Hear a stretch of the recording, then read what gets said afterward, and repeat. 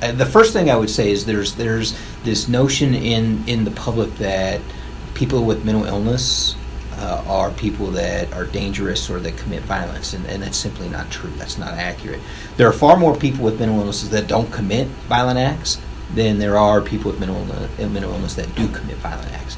Typically, what we find is that when people engage in criminal behavior, including violence, it's for the same reasons non-mentally ill people commit crimes and engage in violence.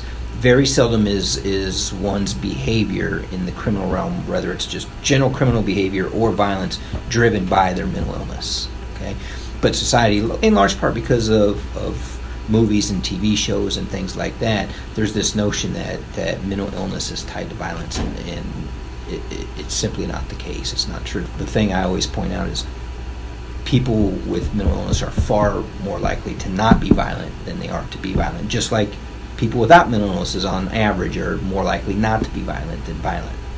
And we have the same predictors in terms of who's going to be violent, whether you're mentally ill or not.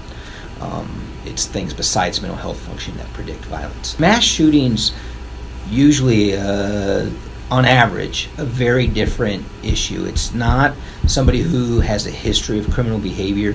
It's rarely somebody with a serious mental illness. That does occur, where somebody that commits a mass shooting, for example, has a serious mental illness, but that's not common.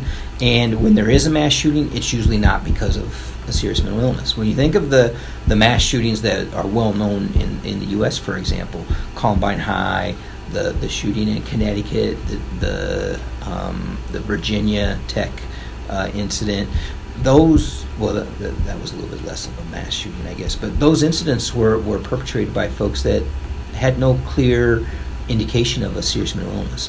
What usually happens when somebody is engaging in a mass shooting is they have been wronged in some way in their mind, and they've been wronged repeatedly, and they want revenge. And so it's more of a reaction to how their life is going than it is any sort of serious mental illness, at least as we would define it in the mental health field.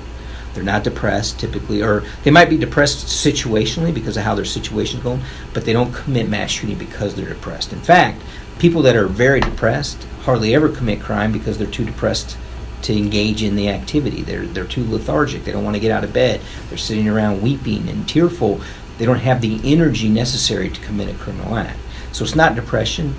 It's usually not psychosis or anything like that. They're not doing it because God told them to, or the devil told them to, or anything like that. It's people that have been, in their mind, wronged severely, usually repeatedly, and this is kind of their way to get back, let it be known, and they're going to go out in a blaze of glory, so to speak. And that's typically what happens. It's kids that are fringe. They've been kind of ostracized to some degree. They feel like they're outsiders. They don't feel connected. But it's not because they're crazy. It's other reasons, and they're acting out on those feelings of being ostracized, being wronged, and they're seeking revenge usually. People don't understand why somebody would sit in a hotel room 50 floors up and just start randomly shooting into a crowd. That's not normal behavior, and it's not behavior that people understand. So the next step then is, well, there must be something wrong with them. Well, there is something wrong with them, but it's not a mental illness. They're not crazy. Other things are wrong with them, meaning that they don't fit well in the world. They don't fit well in a social group. They're not connected. They've been ostracized. They've been, in their mind, they've been violated or wronged or victimized or whatever it is. So there is something wrong with them in terms of how they're seeing their situation and how they're seeing the world. But it's not rooted in mental illness. It's not in terms of them being crazy as we would define it in the mental health system.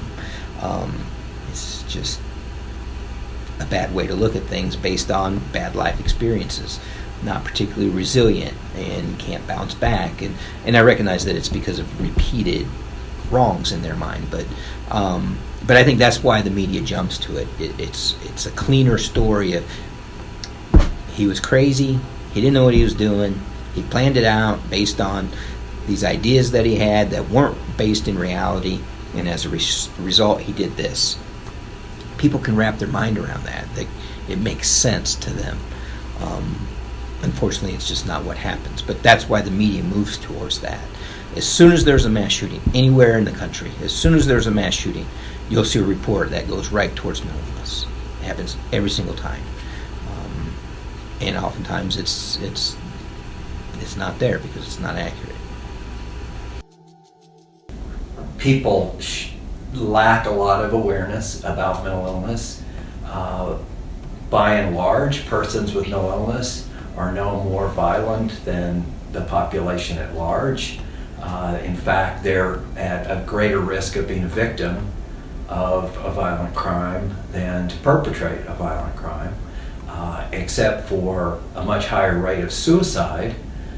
Generally, they're, like I said, not at greater risk for committing serious crimes, which I think cuts in favor of greater efforts at early identification and treatment, and having treatment made available for persons with mental illness. Just addressing things through greater mental health services isn't going to solve all of these, even accepting some of the figures I've seen of perhaps up to 50% of the mass shootings involving an assailant who had a history of mental illness.